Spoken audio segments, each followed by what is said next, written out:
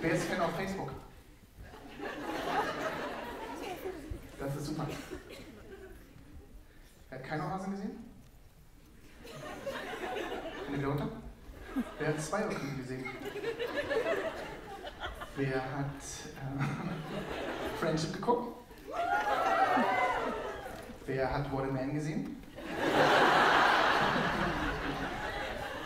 Wer wird sich Schlussmacher angucken? Wer hat die Fickweben des Fox und Figaro geguckt? Wirklich? Ja, das ist ja wirklich lustig gewesen, das gibt's aber wirklich. Es geht um den Figaro. Das ist ein Mann mit einer Flöte. So, weiter geht's. Auf jeden Fall, bei uns ist es so, der Toto hat,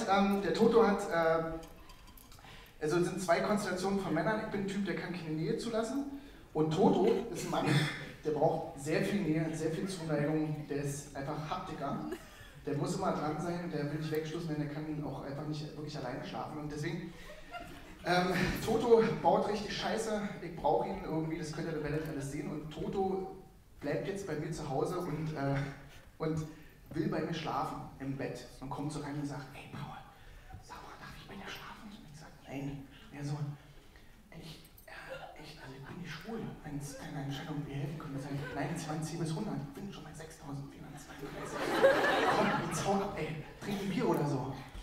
Oh, fies, ey.